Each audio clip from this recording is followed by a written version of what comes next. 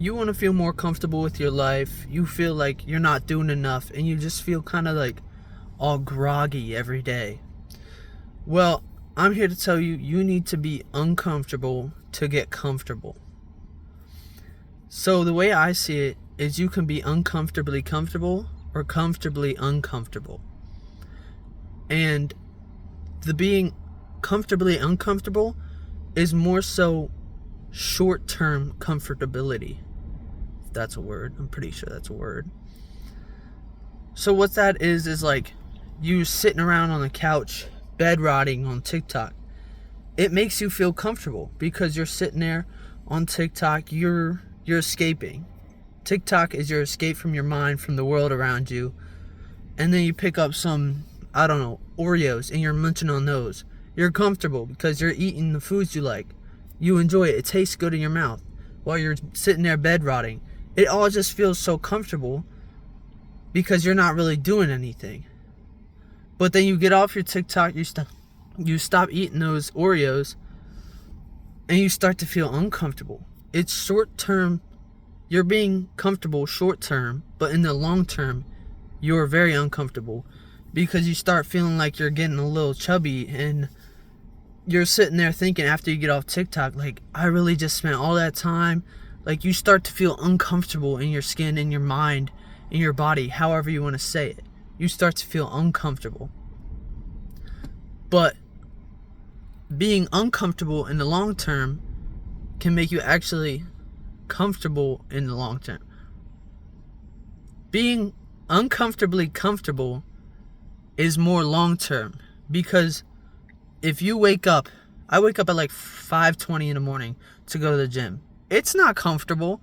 It's very uncomfortable to get out of my bed, especially during winter.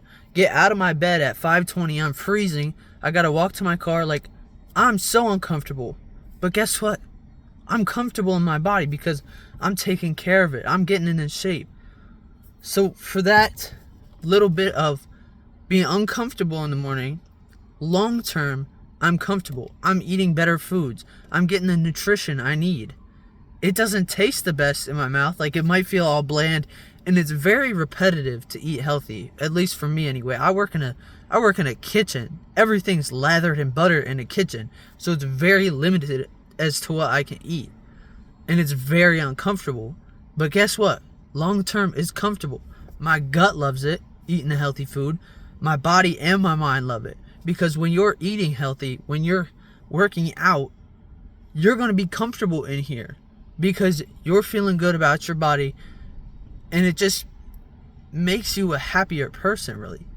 It's literally proven that eating better can give you in a better mood.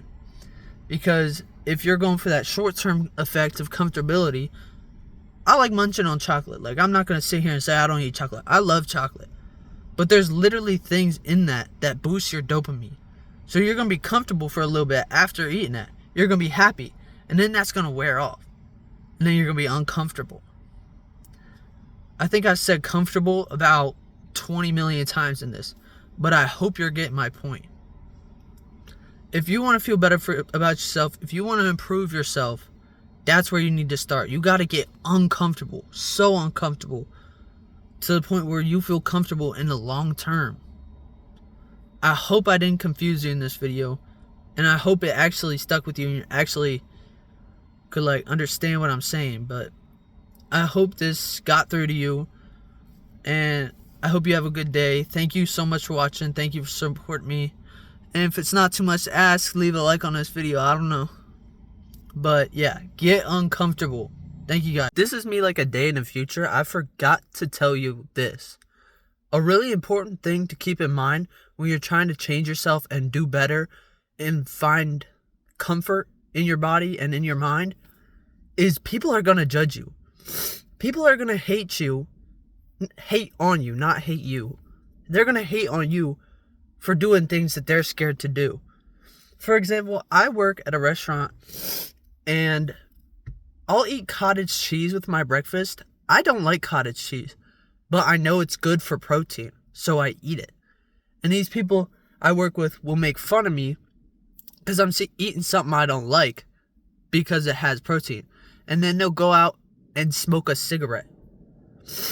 So they're literally judging me for bettering myself and then going out and killing their lungs.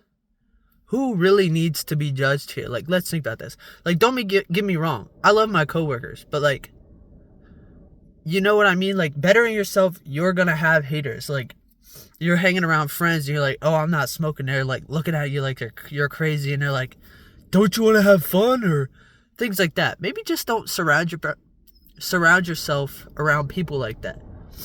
But you get my point. You're gonna have haters if you're trying to better yourself. So just keep that in mind when you're trying to change. Try not to let people get to your mind too much.